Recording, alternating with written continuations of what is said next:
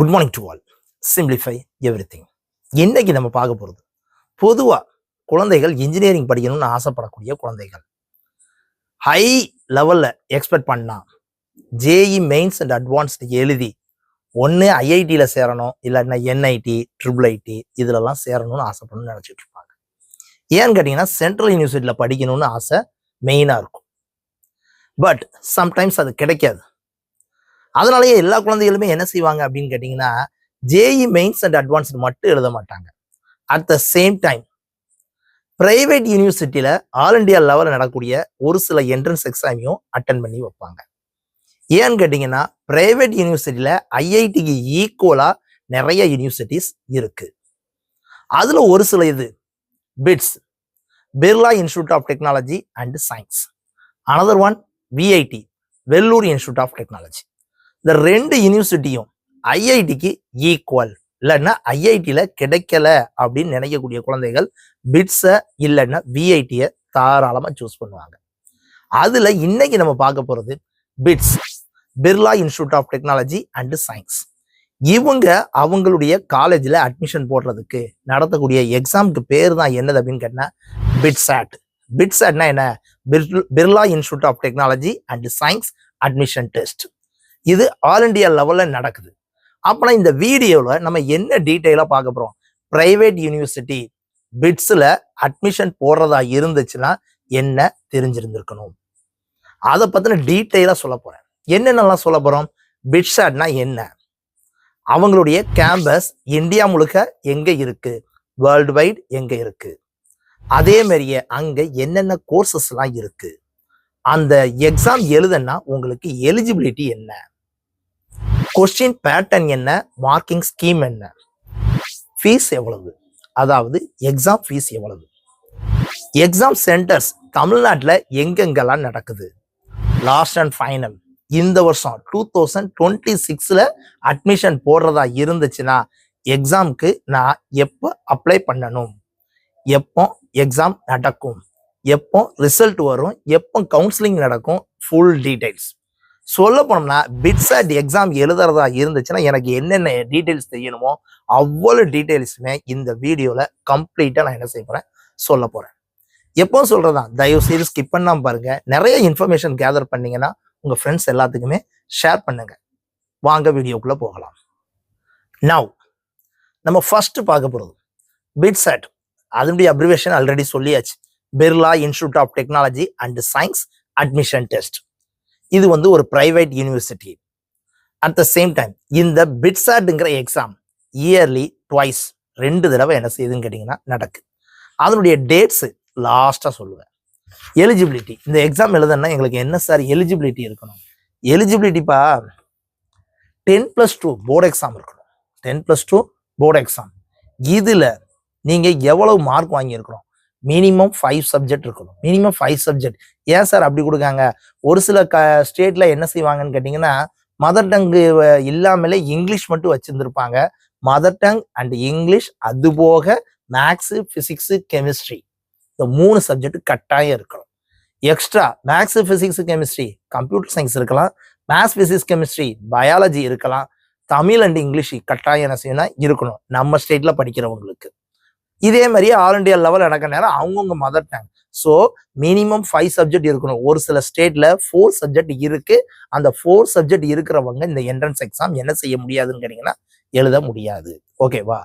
Next percentage சொல்ற நேரம் பார்த்தீங்கன்னா ஓவரால் எத்தனை பர்சன்டேஜ் வாங்கியிருக்கோம்னா 75% மேக்ஸு, ஃபிசிக்ஸு, கெமிஸ்ட்ரி இந்த 3 சேர்ந்து 75% ஆகணும். அட்லீஸ்ட் இண்டிவிஜுவலாக நீங்கள் என்ன செஞ்சுருக்கணும்? 60% வாங்கியிருக்கணும். அப்படின்னா நீங்கள் உங்களுக்கு வந்து அந்த மார்க் வந்து வெரிஃபை பண்ணுற நேரம் எப்படின்னு கேட்டிங்கன்னா இண்டிவிஜுவலாக 60% இருக்கா பார்ப்பாங்க. சப்போஸ் இல்லையா ஓவரால் 75% இருக்கான்னு பார்ப்பாங்க. இதில் 2ல் ஏதாவது ஒன்று இருந்துச்சுன்னா you are eligible. At the same time இது எதை பொறுத்து அப்படின்னு கேட்டால் both theory and practical. Out of 100 நம்ம பாலிசியில் சொல்கிறதா இருந்துச்சுன்னா நம்ம ஸ்டேட் கவர்மெண்ட்டில் அவுட் ஆஃப் 100. ஏன்னா நமக்கு 70 மார்க் தியரி எழுதுவோம், 30 மார்க் ப்ராக்டிக்கலாக இருக்கும். சம்டைம்ஸ் மேக்ஸ் 90 மார்க் எழுதுவோம், 10 மார்க்ஸ் வந்து வேற மாதிரி இருக்கும். இதே சிபிஎஸ்சி பேட்டர்னா 80+20 இருக்கும். ஸோ ஏதோ ஒன்று, ஆனால் அவுட் ஆஃப் 100. ஓகேவா? இது eligibility. Next question pattern.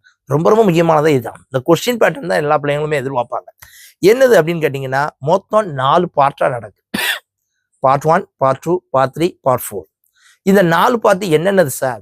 Physics, chemistry, next English proficiency and logical reasoning. இது ரெண்டும் ஒரு பார்ட்ல இருக்கும். Last and final mathematics. இதுல அதிகபட்ச மார்க் மேத்தமெட்டிக்ஸ் தான் கொடுக்காங்க.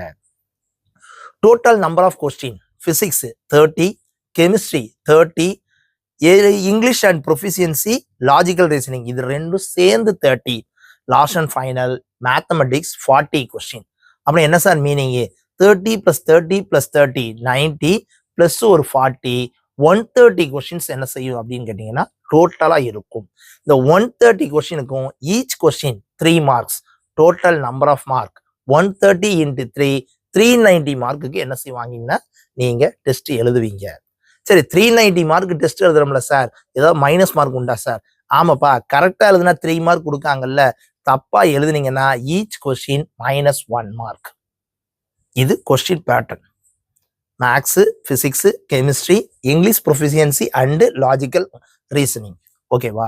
சரி, ரைட். இந்த கொஸ்டின் பேட்டர்ன்லாம் தெரிஞ்சதுக்கு அப்புறம் சார் இங்க ஃபீஸ் எவ்வளவு? எக்ஸாம் எழுதுறதுக்கான ஃபீஸ் இது எப்படின்னு கேட்டேன்னா, ஆல்ரெடி சார் சொல்லிட்டேன். என்னது அப்படின்னு கேட்டா, இயர்லி 2 டைம்ஸ் நடக்குன்னு சொல்லிட்டு. இயர்லி 2 டைம்ஸ் நடக்குங்க நேரம் ஒரு செஷன் எழுதுறவங்க எழுதலாம், இல்லைன்னா 1, 2 எழுதலாம். ஓகேவா? இல்லைன்னா 1 இல்ல 2 அல்லது ஏதாவது 1 எழுதுனாலும் உங்களால எழுதலாம். இது எல்லாத்துக்குமே தனித்தனியா ஃபீஸ் வச்சிருக்காங்க. 1 or 2 ஏதாவது ஒரு செஷன் நான் எழுத போறேன் அப்படின்னு கேட்டேன்னா, பாய்ஸா இருந்துச்சுன்னா 3600, கேர்ள்ஸா இருந்துச்சுன்னா 3100.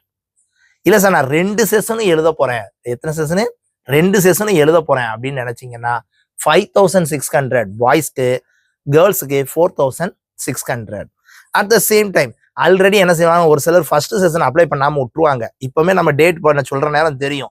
ஐயோ நான் இன்னும் அப்ளை பண்ணலையா சார்? ஃபர்ஸ்ட் செஷன் எழுத முடியாதுன்னா பரவாயில்லப்பா, செகண்ட் செஷன் மட்டும் எழுது.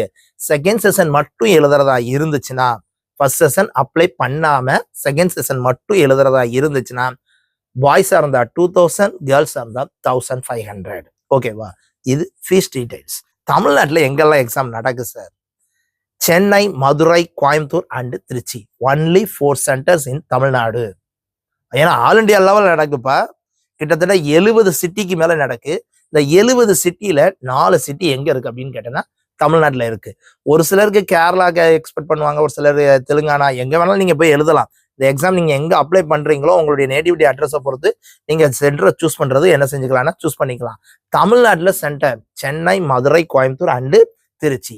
இம்பார்ட்டன்ட் டேட்ஸ் என்னைக்கு நான் அப்ளை பண்ணணும். ஐ திங்க் இந்த போர்டு எக்ஸாம் மண்டே ஆரம்பிக்கும். இந்த போர்டு எக்ஸாம் எழுதுற பிள்ளைங்க எல்லாருமே என்ன செஞ்சுட்டு இருப்பாங்க அப்படின்னு கேட்டா ப்ரிப்பரேஷன்ல இருப்பாங்க. இதையும் பார்த்து வச்சுக்கோ. ஃப்ரீ ஹவர்ஸ்ல பார்க்க நேரம் இந்த டேட்ஸ் ரொம்ப ரொம்ப முக்கியம். 2 செஷன் நடக்கும்னு சொல்லி சொன்னேன்ல. ஃபர்ஸ்ட் செஷன் ஓப்பன் ஆனது 15th டிசம்பர்லயே ஓப்பன் ஆயிருச்சு 2025ல. இப்போ க்ளோஸ் ஆகுறது டேட்ஸ் இருக்கா சார்? தாராளமா இருக்குப்பா. மார்ச் 16 வரைக்கும் நீங்க என்ன செய்யலாம்னு கேட்டீங்கன்னா அப்ளை பண்ணலாம் ஃபர்ஸ்ட் செஷன் எழுதுறதுக்கு. ஃபர்ஸ்ட் செஷனுக்குரிய எக்ஸாம் டேட் எப்ப சார்? 15th to 17th. 15, 16, 17 ஏப்ரல்ல தான் நடக்கும். ஆக்சுவலா நம்ம பிள்ளைங்களுக்கு மார்ச் மாசத்துல எக்ஸாம் முடிஞ்சிடும். ஏப்ரல்ல நான் என்ன செய்வேன்னு கேட்டீங்கன்னா ஃப்ரீயா இருப்பேன். அந்நேரம் கொஞ்சம் மேத்ஸ், பிசிக்ஸ், கெமிஸ்ட்ரியை ப்ரிப்பேர் பண்ணி 15th to 17th ஏப்ரல்ல நடக்கக்கூடிய இந்த எக்ஸாமை நீங்க அப்ளை பண்ணவும் செய்யலாம், அட்டன் பண்ணவும் செய்யலாம். ரொம்ப ரொம்ப முக்கியமானது ஃபர்ஸ்ட் செஷன். சரி சார், நான் எக்ஸாம் பயங்கரமா ப்ரிப்பேர் பண்ணிட்டு இருக்கேன், இந்நேரம் என்னால் ஃபர்ஸ்ட் செஷன் அட்டன் பண்ண முடியாது, நான் செகண்ட் செஷன் தான் அட்டன் பண்ண போறேன் அப்படின்னு நீங்க ஃபீல் பண்ணீங்கன்னா, செகண்ட் செஷன் எப்போ ஓப்பன் ஆகுதுங்கன்னா 20th ஏப்ரல். எப்போ? 20th April. 20th ஏப்ரல்னா எப்படின்னு கேட்டீங்கன்னா இந்த எக்ஸாம் முடிஞ்சதுக்கு அப்புறம் 20th ஏப்ரல்ல ஓப்பன் ஆகி 2nd மே 2 வரைக்கும் நீங்க என்ன செய்யலாம்னு கேட்டீங்கன்னா அப்ளை பண்ணலாம். கிட்டத்தட்ட ஏப்ரல், மே 2 மாசம். ஓகேவா? இந்த டேட்ஸ்குள்ள நீங்க அப்ளை பண்ணிக்கலாம். இதுக்குரிய exam 24th to 26th, May 24th to 26, 24, 25, 26 மே மாசத்துல நடக்கும். இந்த செகண்ட் செஷன் அட்டன் பண்ற பிள்ளைங்க எல்லாம் யாரா இருப்பாங்க அப்படின்னு கேட்டீங்கன்னா, மார்ச் மாசம் எக்ஸாம் எழுதிட்டு ஏப்ரல் அண்ட் மே ஃபுல்லா ப்ரிப்பேர் பண்ணிட்டு லாஸ்ட் போய் என்ன செய்வாங்கன்னா 24th, 25th, 26th இந்த டேட்ல மே மாசத்துல சூப்பரா இந்த எக்ஸாம் என்ன செய்வாங்கன்னா அட்டன் பண்ணி நிறைய மார்க் என்ன செய்வாங்கன்னா எடுப்பாங்க. அதுக்கடுத்து last and final total number of seat each college ஒரு 1000 to 1100 சீட் வரைக்கும் என்ன செய்யுதுன்னு கேட்டீங்கன்னா இருக்கு. ஆவரேஜா பார்க்கணும் ஓவரால் 3000 சீட்ஸ் வரைக்கும் எல்லா காலேஜஸ்லயும் இருக்கு. ஓகேவா? இவங்களுடைய கேம்பஸ் எங்கெங்கெல்லாம் இருக்கு? ஃபர்ஸ்ட் பிட்ஸ் பிலானிலேயே இருக்கு. பிட்ஸ் கோவால ஒன்று இருக்கு, ஹைதராபாத்ல ஒன்று இருக்கு, மும்பையில் ஒன்று இருக்கு, அட் த சேம் டைம் துபாயில் ஒன்று இருக்கு. சார் துபாயில்? எஸ், துபாயில் ஃபாரின்ல ஒன்று இருக்கு. அப்போ இந்தியாவுக்குள்ள 4 கேம்பஸ், துபாயில் ஒரு கேம்பஸ் இருக்கு. இதுல 3 கேம்பஸ் முழுக்க இன்ஜினியரிங் மட்டும், அதாவது பிலானி, கோவா, ஹைதராபாத் இந்த 3லையும். இங்க மும்பையில இருக்கக்கூடியதுல இன்ஜினியரிங் கிடையாது. அங்க என்னது இருக்கு அப்படின்னு கேட்டா இந்த காமர்ஸ் அண்ட் ஆர்ட்ஸ் அண்ட் சயின்ஸ்க்குரிய எல்லா டிபார்ட்மெண்ட்ஸும் என்ன செய்யுதுன்னு கேட்டீங்கன்னா இருக்கு.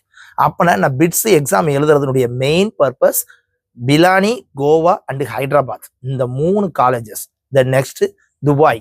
இந்த 4 காலேஜஸ்லயும் நான் சேர்றதா இருந்துச்சுன்னா பிட்ஸாட் எக்ஸாம் தாராளமா என்ன செய்யலாம், எழுதலாம். அப்புறம் இது பார்த்ததுக்கு அப்புறம் இங்க என்னென்ன கோர்சஸ் எல்லாம் கொடுக்காங்க சார், இந்த 3 காலேஜஸ்லயுமே என்னென்ன கோர்சஸ் எல்லாம் கொடுக்காங்கிறது தான் மெயின் பர்பஸ். இதுல ரொம்ப முக்கியமானது என்னன்னு கேட்டீங்கன்னா காமன் கோர்சஸ் தான். காமன் கோர்சஸ்னா என்னென்ன sir? Chemical engineering, civil engineering, computer science engineering, EEE, ECE, electronics and instrumentation, mathematics and computing, mechanical engineering, manufacturing engineering, at the same time environmental engineering எல்லாமே கொடுக்குறாங்க. இந்தந்த கோர்சஸ்லாம் இங்க இருக்கு. இங்க பிஃபார்மும் பண்ணலாம், MSc, biological science, chemistry, economics, mathematics, physics, semiconductor and nano science இது எல்லாமே இங்க படிக்கலாம். Last and final MSc integrated கோர்சஸா என்னது கொடுக்காங்கன்னா ஜென்ரல் ஸ்டடீஸ் கொடுக்காங்க. இது எல்லாத்துக்குமே பிட்ஸாட் எக்ஸாம் தாராளமா எழுதலாம். ஓகேவா? இது இங்க கொடுக்கக்கூடிய courses. That's all. I think இந்த காலேஜை பத்தின டீடைல்ஸ் எல்லாமே நான் என்ன செஞ்சிருக்கேன்னா அந்த எக்ஸாம் டீடைல்ஸ் கம்ப்ளீட் சொல்லியிருக்கேன்னு நினைக்கிறேன். இது போக உங்களுக்கு ஏதாவது டவுட்ஸ் இருந்ததுன்னா மறக்காம கமெண்ட் பாக்ஸ்ல சொல்லுங்க, லைக் பண்ணுங்க, ஷேர் பண்ணுங்க. Thank you very much.